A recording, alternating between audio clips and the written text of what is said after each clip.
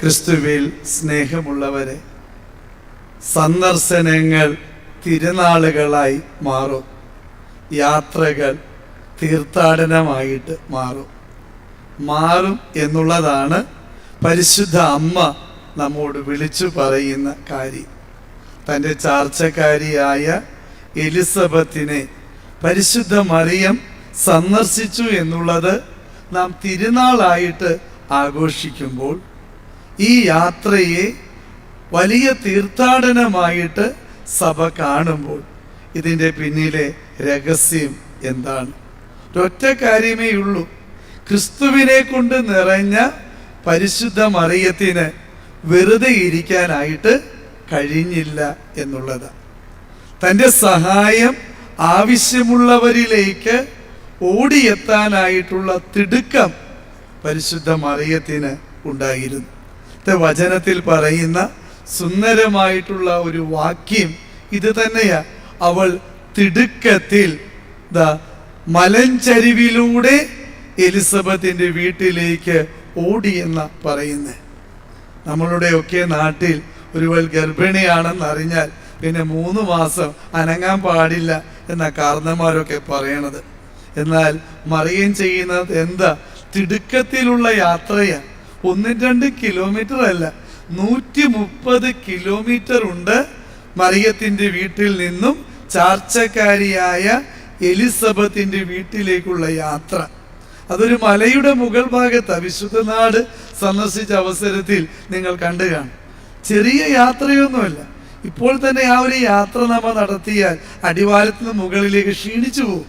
അപ്പോൾ ഈ 130 കിലോമീറ്റർ നടന്നിവൾ എലിസബത്തിന്റെ ഭവനത്തിൽ എത്തിയെന്നൊക്കെ പറയുമ്പോൾ അത് ചെറിയ യാത്രയൊന്നും അല്ല എന്ന് മനസ്സിലാക്കുക. എന്നിട്ടും അവൾ ആ യാത്ര നടത്തിയത് എന്തുകൊണ്ടാണ്?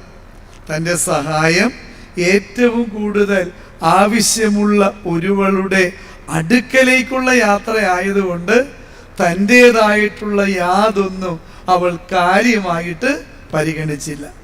തനിക്കുള്ള റെസ്റ്റോ തനിക്കുള്ള സുരക്ഷിതത്വമോ ഇതൊന്നും പരിഗണിക്കാതെ അപരന്റെ കാര്യങ്ങളിൽ ശ്രദ്ധ പതിപ്പിച്ചുകൊണ്ട് ഒരുവൻ നടത്തുന്ന യാത്രയ്ക്ക് പറയുന്ന പേരാ തീർത്ഥാടനം.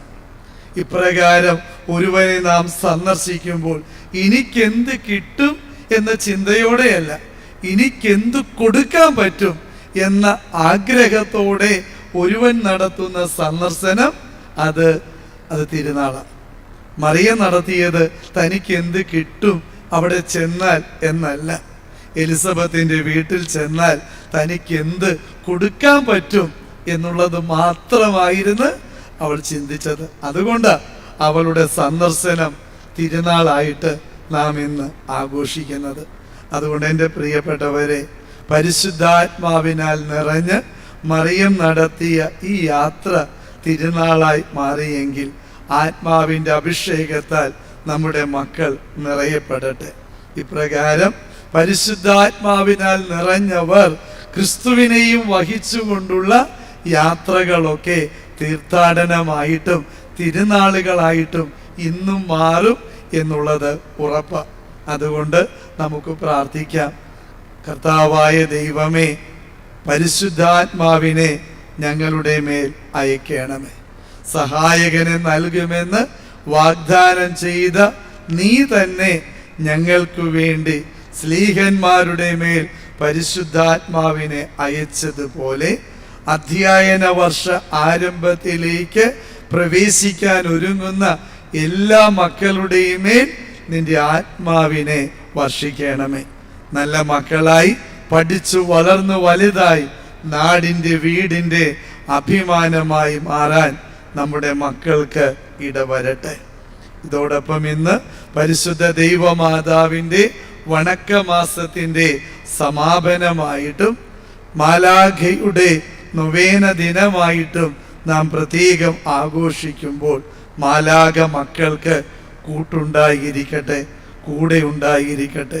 കൊച്ചു തോബിയാസിനെ കൈപിടിച്ച് വഴി നടത്തിയ കരുതലായി മാലാഖ ഉണ്ടായിരുന്നത് പോലെ നമ്മുടെ മക്കളുടെ ഈ ജീവിത യാത്രയിലും ഏറ്റവും നല്ല ചങ്ങാതിയായി, കൈവിടാതെ കൈപിടിച്ചു വഴി നടത്തുന്ന സ്നേഹിതനായി മാലാഖേ എന്നും കൂടെ ഉണ്ടാകണേ എന്ന പ്രാർത്ഥനയോടെ കൃപയുടെ ഈ ബലി നമുക്ക് ഒരുമിച്ച് അർപ്പിക്കാം.